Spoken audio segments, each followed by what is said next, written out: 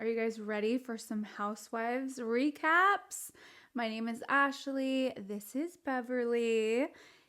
And you know me as the Bravo Mom on Instagram and TikTok. I shared on my TikTok earlier today that my recap from last week's episode of Orange County Housewives, for some reason, when I was editing, the very end of my Orange County recap was gone.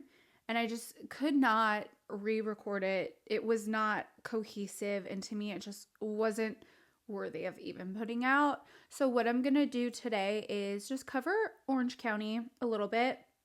We're going to roll into Salt Lake City. It airs tonight. Also going to talk about Salt Lake City Housewives taglines. They were revealed today and they are so good. So in last week's episode of Orange County Housewives, we see them starting off with Jen and Ryan talking about their wedding.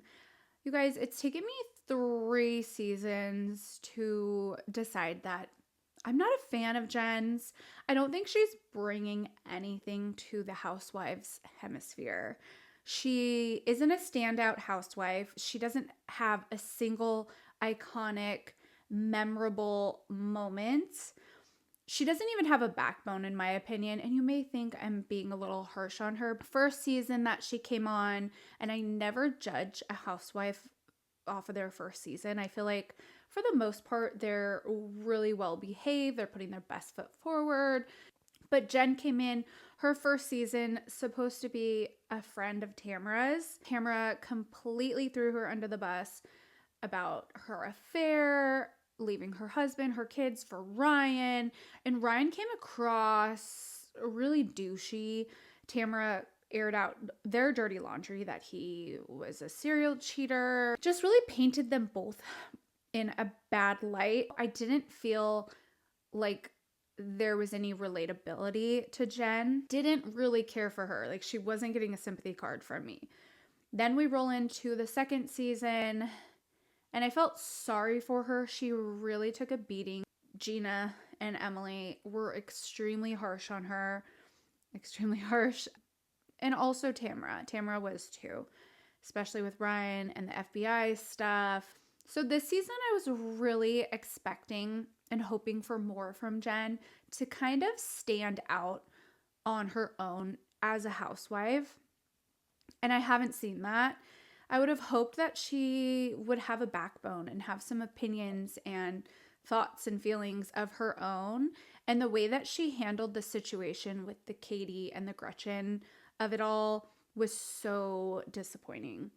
Like, she sat there quiet and played dumb and lied to everybody and didn't even get a fraction of the hate that Katie got. And Jen's not a good friend, you know? She's just not that interesting.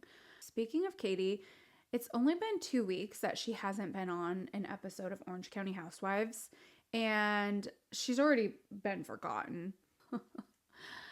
It's like, so quickly they become so irrelevant. So we see Gretchen hosting a day event at a self-defense studio for the ladies, and she shows up in her Amazon best Lara Croft Tomb Raider cosplay. Okay, and she looks great. I would prefer, not wear a 72-inch ponytail if you're taking a self-defense class, because if you really, really want to get into it and have it be realistic, I would like to see somebody pull on that thing. In this event, the girls break off into separate groups, and Emily is stirring the pot. Tamara is pissed about this information that Emily has given her, that Gretchen is sharing this story about Tamara having this real sleazy affair in a studio with an ex-boy band member, and they keep bleeping out who it is. I think it's, I can't remember. It's not like a really good boy band. It's not like NSYNC or Backstreet Boys or anything. It was it wasn't even like 98 Degrees, okay? It was like some shit band.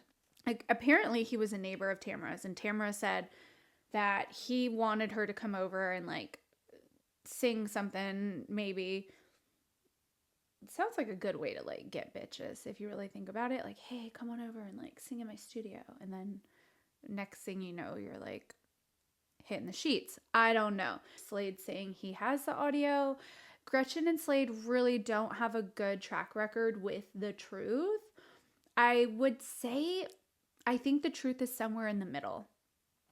I would say that there is some truth to it because Tamara is even admitting that this guy was her neighbor and she went over there and she like tried to sing one time and it was awful.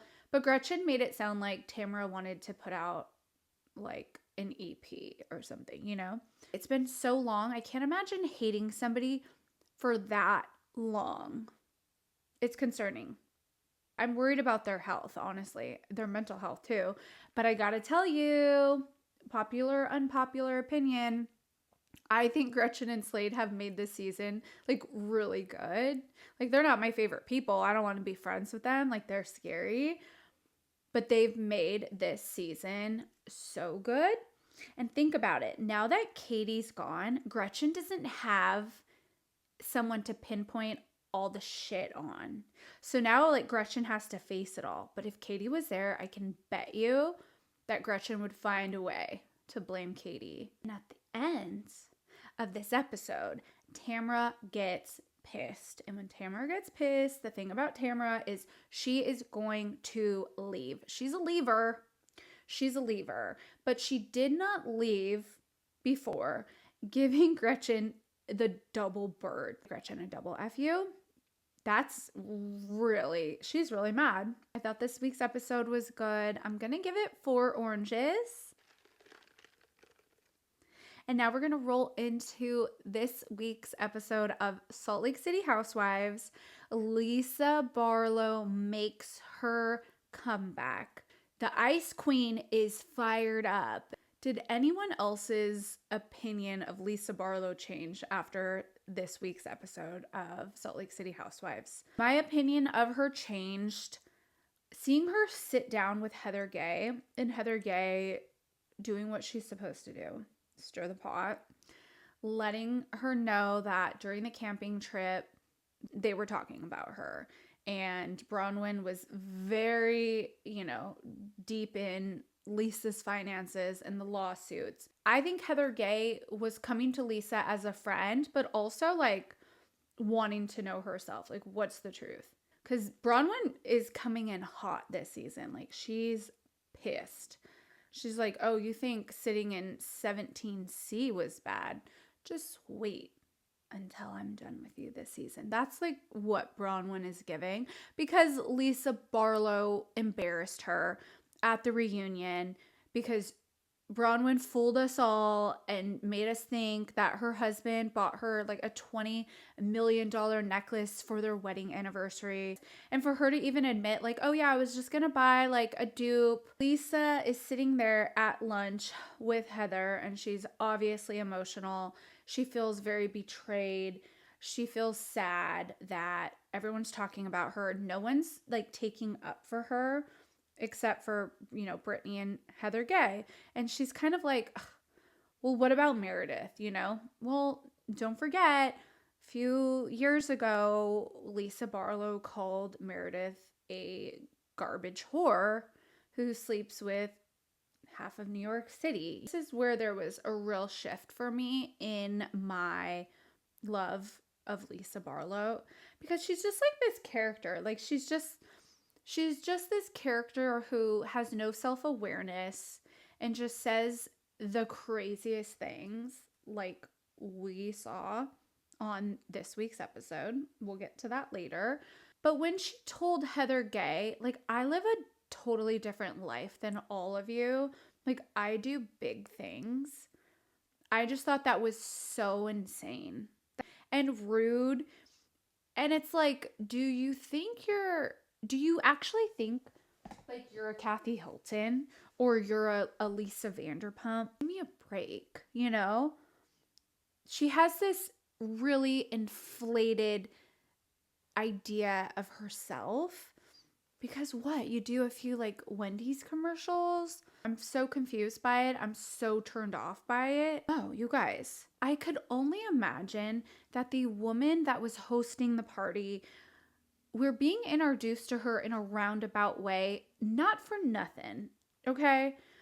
They're not going to host a party at this woman's house, introduce us to her, her husband, tell us that, she's very affluent, well known, well received, well liked in the community, if they're not testing the waters for her to either be a friend of or a potential housewife. So she's hosting this fabulous party. It's very loud. The women are arguing. They're doing what they do best, just tearing each other down to bits. And Lisa Barlow is literally calling Bronwyn a gout dick sucker.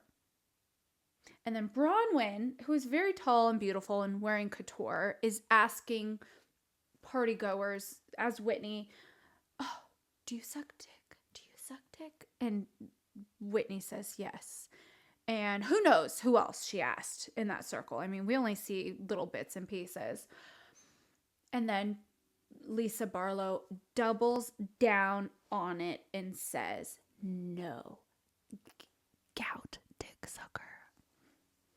And Bronwyn is speechless for a moment. And then, Lisa wants to really rub it in. And she says, "Well, you said that when the Amex bill comes, you tell Todd, And Bronwyn lays it out. She says, "Yeah, bitch. My Amex bill comes in a box because it's so big. It's so many pages because my husband has such a big, fat wallet. It's not in an envelope. Broke bitch Barlow." She didn't say that, but she wanted to. And then she tells Barlow, "Maybe you should get a job and pay your bills." And then Barlow wants to say, "Oh, you don't even have an education. You don't have a law degree. You're not a lawyer. You didn't even go to college. I'm not listening to you." Okay, we are going to be recapping Salt Lake City Housewives taglines. I'm so excited. So Mary's is, "I'm just here to eat, drink, and be merry." No notes. Angie, "I'm Greek, and the rest are just a tragedy." Bronwyn, "If my closet had skeletons, at least they'd be well dressed." Lisa Barlow, "I don't go low, I go the distance." Yes, that is good. It's so Lisa Barlow coded. Meredith, "Well, you're dropping lies, I'm dropping the beat." She's moonlighting as a DJ. Whitney's, "Roses are redheads, violets are blue. Don't come for me or I'll come for you." That's very Whitney coded. Okay, and Heather Gay, "My nest is almost empty and this bird is ready to soar." I love that for Heather. Like, honestly, that's the goal in life. To have kids, raise them well, that they can just go off into the world and be good people. And she has done that, and she should be so proud of herself. And I'm proud of her. All right, guys, I am so happy to be back recapping Housewives with you. Mwah, mwah, mwah. Please like and subscribe. Bye.